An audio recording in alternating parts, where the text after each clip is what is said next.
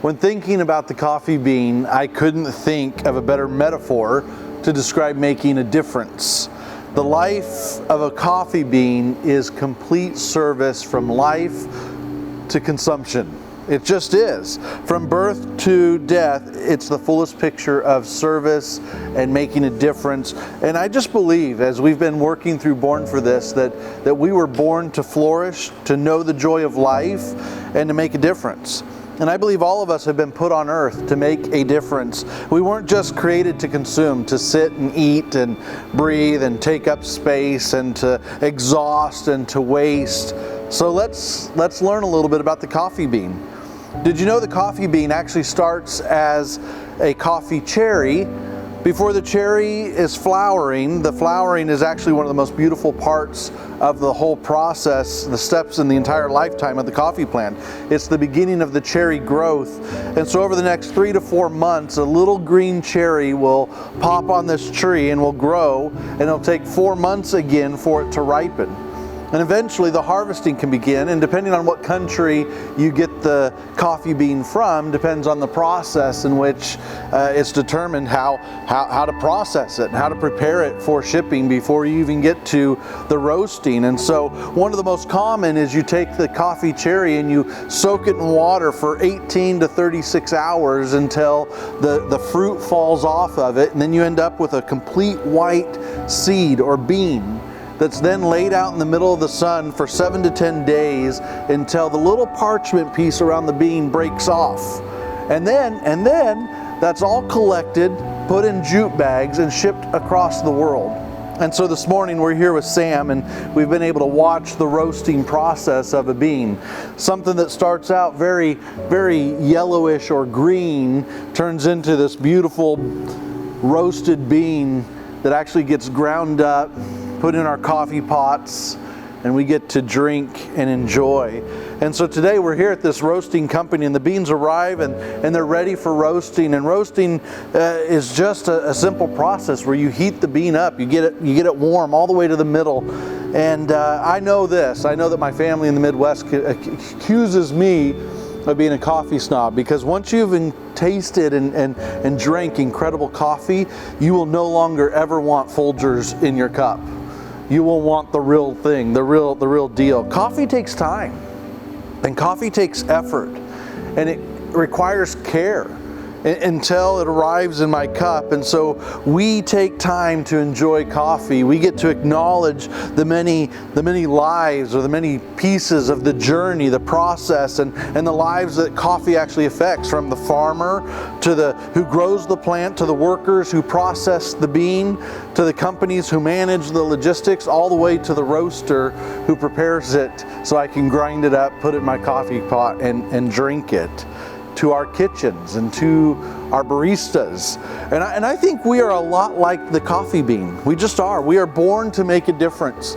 As a matter of fact, Paul wrote in the book of Ephesians chapter 2 verse 10, he says, "For we are the workmanship of God, that we were created in Jesus for good works, to do good things, which God has prepared beforehand for us, and then we're invited to walk in those." And these are what we call good works. These good works are really simply acts of kindness, and they're simply service to the world and to the people around us. And whenever we serve others in ways, we are fulfilling what we were actually born to do.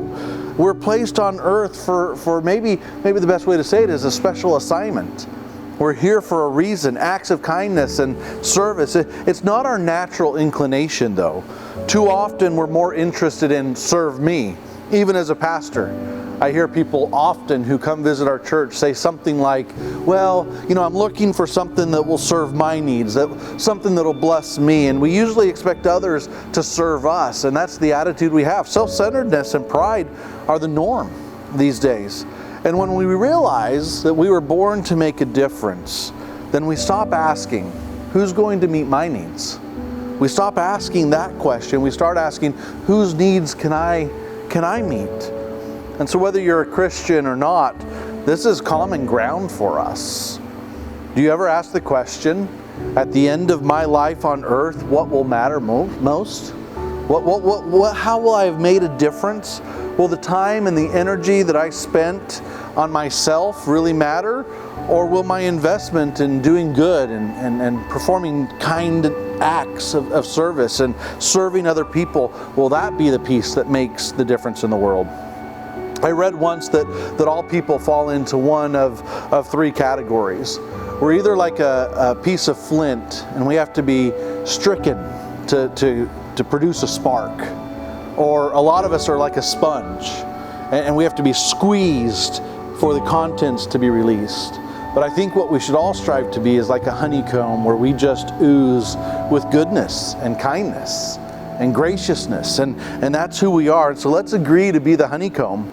Let's be the coffee bean, grown and produced with a purpose. The great awesome aroma of coffee in my cup, a plant, a cherry, a little piece of cherry, a bean, something that makes an incredible difference. If these coffee beans could talk, maybe they'd say some of the things that great people in our history have said, like John F. Kennedy, who said one person can make a difference, and so everyone should try.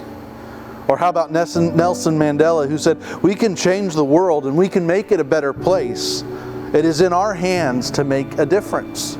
Or Mother Teresa, who said, if you cannot feed 100 people, feed one. Feed one. Or even the Dalai Lama, who said, anyone who thinks they are too small to make a difference has never tried to fall asleep with a mosquito in the room.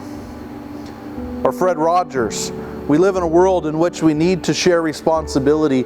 It's easy to say, it's not my child, not my community, not my world, not my problem. Then there are those who see the need and respond, and I consider those people my heroes. Eleanor Roosevelt said, when you cease to make a contribution, you begin to die.